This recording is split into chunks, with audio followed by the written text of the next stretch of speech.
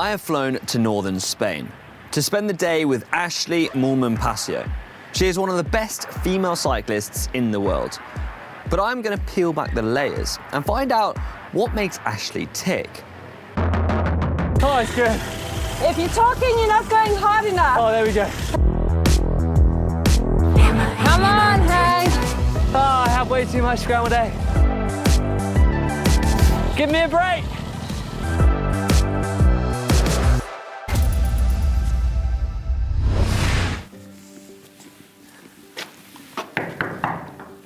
Ashleigh? Yep, coming. Ah, Ashleigh, Hi, how you doing? Hank. You ready? Yeah, I'm off to feed the chickens. You want to join? The chickens? The chickens, yeah. I mean, come on, I live on a farm. Right. I've got to look after the chickens. Do you want me to carry the, is that the egg basket? Yeah. Done. Collect the eggs and feed the chickens. I feel right at home here already.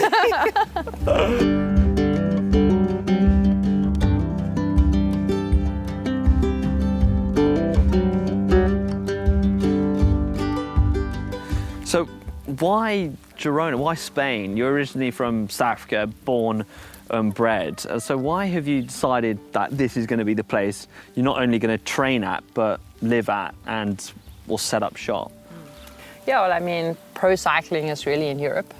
So to be at the top of your game, you need to be here. And so that was the initial draw to leaving South Africa, leaving home, setting up a base in Europe to pursue the career. And it started off more sort of as a temporary thing. So in Europe for, let's say, 6 or 7 months of the year over the season, and then back home to South Africa for the rest of the time. We're a little bit closer to the Pyrenees or to the mountains, so it's a bit easier for me to, I can leave home and get up to 2,000 meters in one day's ride. It would be quite a big ride, but it's still possible. So Valterre is not far away. And then, of course, Rocacorba is right there. There we can see the mast sort of peeking out. That's my climb, right? And that hence is the climb. name of our business, Rocacorba Cycling. We're literally at the base of the climb. And that is something we're going to touch on a little bit later in more detail, so make sure you stick around for that. But I reckon it's about time I fill Try to fill the basket. Try to fill my basket. Let's see how many eggs there are. Yeah, I reckon. Let's see if these girls have laid. Right, cool. So can I just jump over here? You can. I'm going to go where it's a bit lower. Incredibly tall, Ashleigh. Let's see. Have we got any eggs? Because I feel like otherwise I've carried my basket around for no reason. Let's have a look. Oh, here we go. Oh, we got one here, to be fair. Here's a whole stack. Oh my God. We've got 1, 2, 3, 4, 5, 6, 7, 8, 9, 10. We get 11 eggs. 11 and one lowly egg here. Well, you grab that one. Oh, it's nice and warm as well. Freshly laid. Right, Cool. eggs sorted. Now it's to the house. Cool. Yeah. Scrambled egg on toast. Scrambled egg on toast, why not?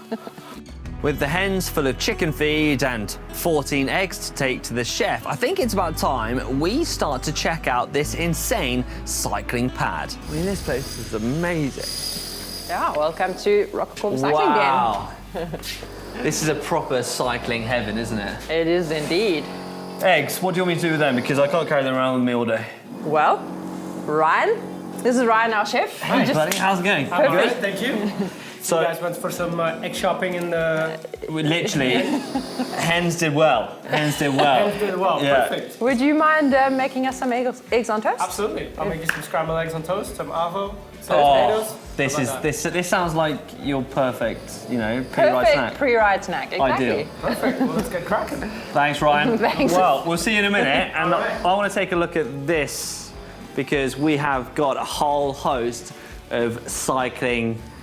Well, I don't know how to even explain it. We got from. Oh, let's take a look. Come on.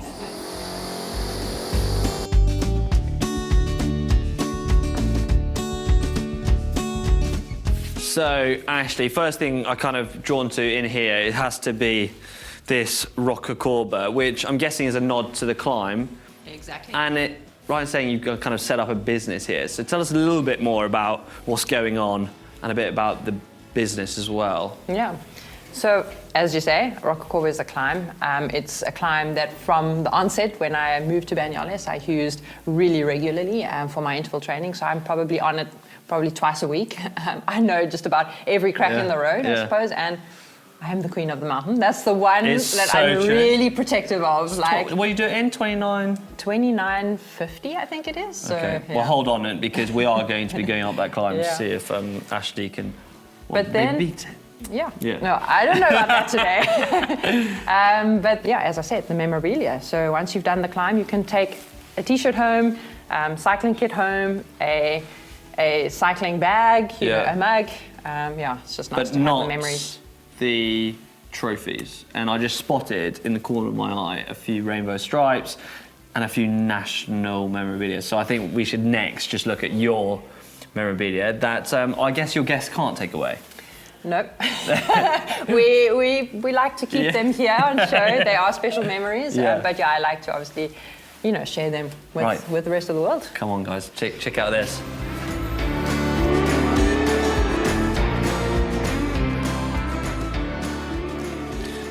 Ashleigh, I think the first thing I'm drawn to is a pair of nice white shoes. I love white cycling shoes, but a little bit better than that is you've got the rainbow stripes on the heel. I mean, tell us a little bit about how you got hold of them. Yeah, so these are pretty special. In 2020, you know, COVID pandemic year, of course, you know, cycling was really a challenge. We couldn't get out and do our competition. So I really took to indoor cycling on Zwift and ended off the year with the world title. So first ever UCI Esports World Champion, and these shoes were made by Specialized to commemorate that. And exactly why they are still so beautifully white. Because they don't go outside. Because they don't go outside. They the were proper only e-cycling shoe. Exactly, they were only used indoors, and now they are hanging here, obviously, as a memory of that title. So an esports world title, moving on to the Tour de Romandie GC leaders jersey, is that right? That's correct. So yeah, last year in October, I won Tour Romandie, which actually was my first World Tour victory. So I mean, it's my 14th year as a pro, so 13th season and first time I actually won a World Tour race. So it was really a very, very special memory and really beautifully captured here as a miniature art piece. I love that. By a lady called Kelly. She's an artist in Girona and specializes in doing these miniature cycling jerseys. So yeah, it's a little memory. So straight away, look at this, guys. I mean, you're very lucky in the fact that you get to have a custom painted bike, but even luckier than that, you get to have, you know, your country's flag upon it and the South African national title. Talk to us about this. How did you get hold of it? Yeah, so this is a TT bike, so it was the South African national TT title. It was back in 2015 that I won this title and got this beautifully painted, super colourful South African flag bike. But yeah, it was particularly special because it was really my first custom paint job bike. So it's something that I really like to have on display and as a memory because it's always good to kind of remind yourself of those early days and, you know, where it all began.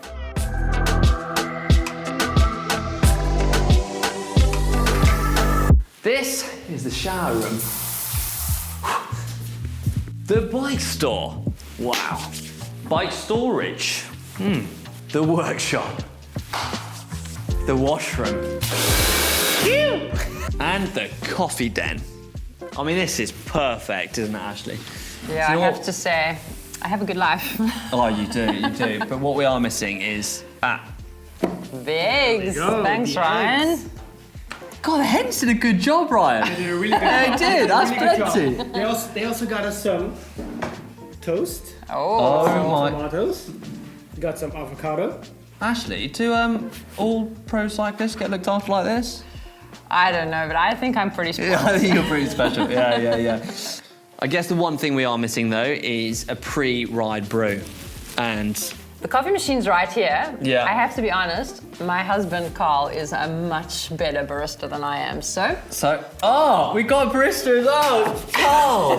Happen to be in town. Thanks, man. I'll sort you guys out with a good coffee. Flat white would be perfect. Unfortunately, we only have the new cycling favorite, oat milk. Oh, perfect. Yeah. Right. Right, let's get stuck in.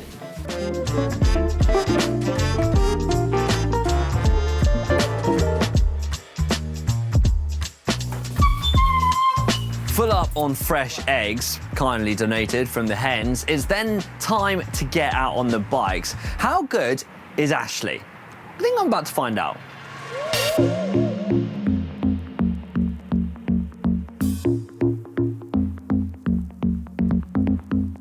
So, Ashleigh, we're now hitting silky smooth roads that literally 100 metres from your house. But what's the plan today? Where are we going? Where are we headed? Well, we're going up Rocacorba, but first we need to do a little warm-up, right? Okay, yeah. So we're going to go around Banyoles Lake, spin up the legs, get ready, and then we're heading up.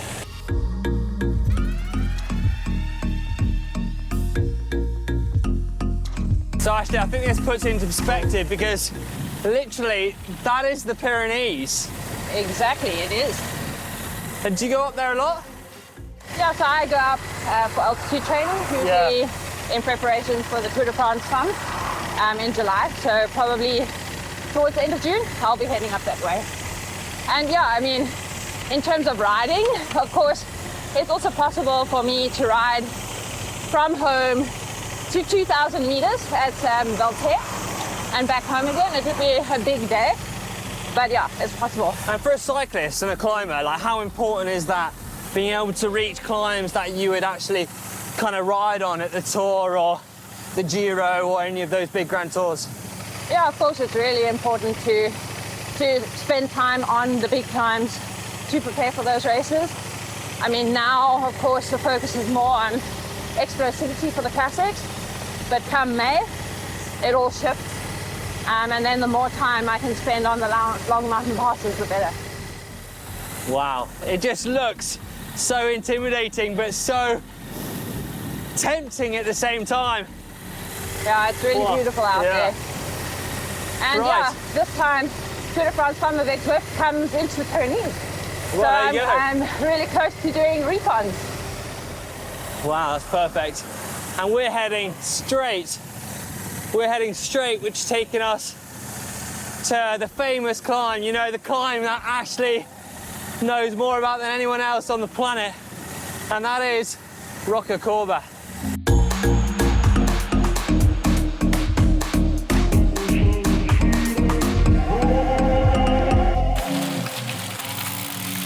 Wow. This is a money shot here. That is stunning. I think we should take a closer look.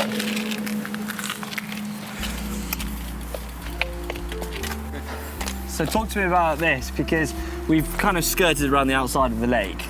I guess this is just picture perfect, isn't it? Yeah, I mean, this is one of the most beautiful views of the lake, but of course the lake that we could also see from Rocacorba Cycling, and this was our chickens. From the chickens, yeah, exactly. Yeah. They have the best view of the lake from the house. Best view. Yeah, you're not wrong. But yeah, this was a rowing facility for the Barcelona Olympic Games. So this is where all the rowing and water sort of paddling sports happened. And I think, you know, it's actually been quite crucial in really, you know, the development of the sort of name of Banyoles, in that it is starting to really position itself as a sporting town. So there are quite a few triathlons, rowing events that happen here. But you have actually been to the Olympics a couple of times? Yeah, I've been 3 times. Exactly. 3 times, yeah. and top 10 in? 10th in Rio and in the road race, and 8th in the time trial at Tokyo. So top 10 finishes. Right, that's just one way to drop the mic on me, because yes, I haven't got close to the Olympics. Right, it's about time we head to that infamous climb. Yeah, it's calling. It's gonna hurt, but... Well, not you. It's gonna hurt me.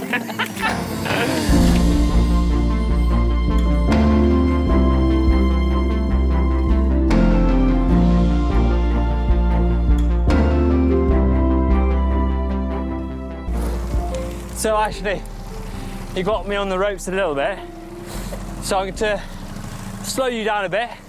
I want to find out a little bit more about what you're doing, because, well, you've been a pro for over 10 years? This is my 14th season, actually. 14th season, there you go. So you've also been making waves in women's cycling and growing it and telling your story, as well as engaging other women. So give us a little bit of background on that, and basically what you've been up to. Yeah, well, I mean, so I got into cycling later in life after studying engineering. So that problem-solving, analytical mindset has stuck with me throughout my career and has basically sort of, I suppose, stimulated, you know, this whole process of wanting to solve the problems of women's cycling and use my platform as a pro to positively influence change. Follow, yeah, 100%. And so that was the start point of all that. Do you feel like this helps your fulfillment? Yeah, so I'm definitely very much like a purpose-driven athlete. You know, I'm a leader, but I'm the type of person that leads by example. So, you know, fulfilling this role definitely makes me feel, it makes me feel inspired to get up on a day-to-day basis to push myself up a climb like Rocacorba and set my personal best, you know, to hopefully inspire others, you know, to find their passion and to work hard and to do the same.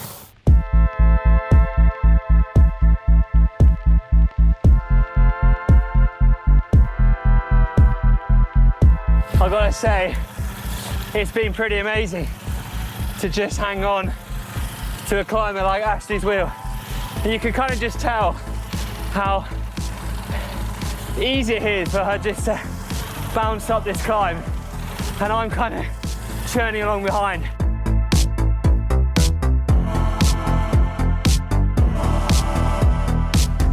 If you're talking, you're not going hard enough. Oh, there we go. There we go. You can tell she's a leader.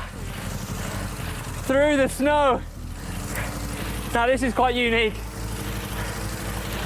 I feel like I'm going for a stage in the Giro.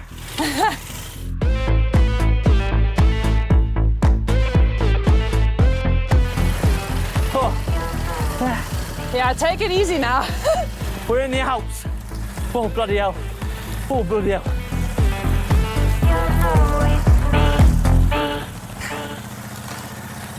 Oh, bloody hell.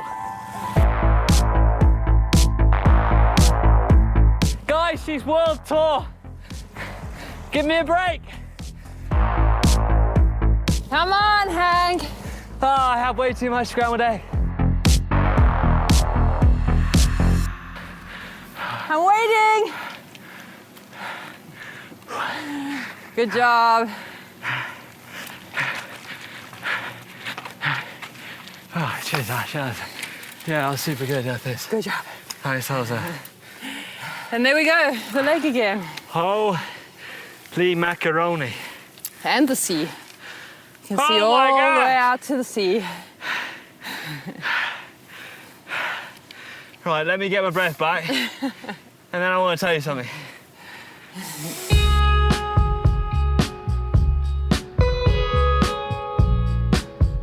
Finally, we've made it to the top, and well, I tried to put one dig in.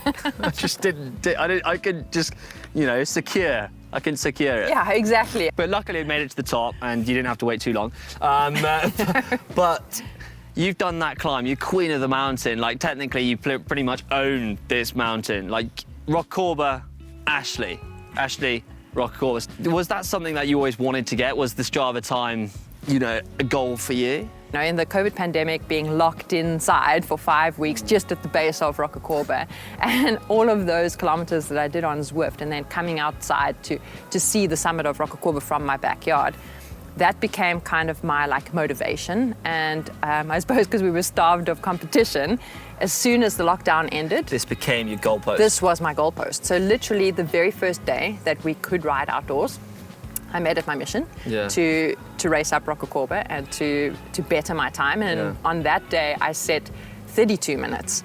Now, talking about, you know, your goalposts, like, you know, talk to me about your competitiveness with Annemiek van Vleuten. Yeah, well, interestingly enough, we were teammates in 2015 on Cervelo Bigla, and at that point, I was by far a stronger climber than she was. So, you know, she hadn't really realized her climbing power race at that stage. And then, you know, after being on Cervelo Bigla in 2015, 2016 was really when she made her breakthrough in Rio, you know, climbing away from all of us. And that's when it really started for me. I'm like, you know, how can this be? You know, I can't let her beat me. But I have to say it's been quite a frustrating period because, you know, we've been jostling for 1 and 2, 1 and 2. She won more and me 2 most of the time. But deep down inside, like I've known that I have it within me to beat her. And it's been frustrating the past kind of like 4 years because I suppose I've just been in a position where maybe the team I've been on hasn't really understood how to race me to my full strengths. But Romandy last year, I came off the World Champs in clearly good form because I was in that breakaway, which unfortunately got caught and passed by Annemiek on the line, injured Annemiek. So the frustration was real inside of me. And coming into Romandy, I was like, I have the to. fire was burning. I have to strong. do this. Like it was burning super strong. I'm not a super patient person, No. so generally I've made the mistake of spending my energy too early. So I was really disciplined that day to conserve as much as I could. And then we hit the final climb, and from the word go, from the bottom, I started doing what I do best, and that is accelerating for 30 seconds, then coming back down to threshold, accelerating for a couple of seconds, coming back down to threshold. And by doing that a couple of times, I really forced Annemiek to have to chase me each time because I got a gap on her. And it burned her And energy. she got out of her comfort zone as well and out of her rhythm. And so finally, like after I'd done that a couple of times, I thought, okay, now I'm gonna let her do her thing. And she got on the front and she'd get out the saddle and be all over her bike. And I was almost shocked. I'm like, really? Is that all you can do? It sounds super arrogant now, but in that moment, and I suppose I played it to the cameras as well, because that was just exactly what my face was saying. You almost did the Lance Armstrong look. What have you got for me? Yeah. And then, she put in a couple of attacks, which I managed to follow. And then in one moment, she just sat down on her bike, and I could just see she was totally deflated. She wasn't used to this. She's so used to just riding away from everyone. And so I thought, this is the moment. And I just went. And next thing I looked back, and she wasn't there. And oh man, it was so satisfying. I bet. Well, I reckon you're going to see a few more of that, you know, going into this year. What is your ultimate goal this year? My ultimate goal is the Tour de France Femme avec Zwift. So last year it was a really big goal, especially because of my sort of love affair with Zwift. I suppose that's actually the best way to put it. Like, there's no joke that I really do love riding on Zwift and the whole, everything about it, racing on it, the social aspect of it, community building. And so I really wanted to at least be on the podium at the first edition of the Tour de France Femme avec Zwift, and unfortunately that didn't materialize because I came down with stomach bug in the second last day. So I really have unfinished business there, and I'm looking forward to giving that yellow jersey a proper go. Wow, watch this space. And also what I would say is that, you know, if you want to hear more about Girona, then make sure you check out the GCN Plus documentary that Ashleigh has actually taken. Who came up here with you? Mitch Docker. Mitch Docker. You took Mitch Docker. Did he beat him? Yes, I did. There you go. The queen of Rocacorba really still reigns. But I think we should take in that view before we start pelting down the mountain, because, well, you've got one more thing to show me, I think. Yeah. Is that right? Exactly. We need to head back to Rocacorba Cycling. Oh. I've got a nice surprise. But that is one view that you're never going to get bored of. Wow. It is beautiful. You can see the moon as well.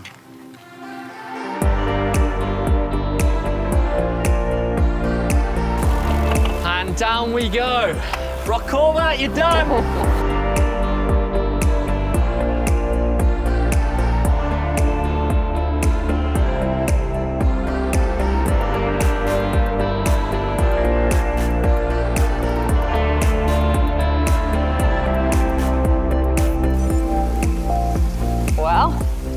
I had a surprise. So, barbecue. Oh my at the gosh. pool with the sunset. I mean, does it get much better, does it? No, right. I don't think it does. Barbecue time it is. Oh my gosh. So there we have it, taco in hand, and I've got to say, that looks absolutely amazing. I think the best way to finish off an unbelievable day. I've absolutely loved every minute of it. Ashleigh, thank you so much to you, your family, you know, the whole Rocacorba Cycling family for kind of embracing us and showing us around your amazing house. And also, thank you for taking me up Rocacorba, and I only lost one lung, so thank you, I appreciate that. Thanks for joining for the day. I think it's been great to have you, and yeah, just to show you around my house and Your stomping introduce grounds. my team. Yeah. It's really cool. Yeah. So yeah, thanks for being here. Well, I've loved every minute of it. I hope you have too at home. Make sure that if you have enjoyed this video and you want to see a bit more of Girona, then to check out the GCN Plus documentary. And well, if you really want to, come and experience this for yourself and get yourself over to Rocacorba Cycling, because let me tell you, it's been a bit dreamy. The tacos are good. I know. So without further ado, well, don't forget to give this video a big thumbs up, because I think Ashleigh deserves it.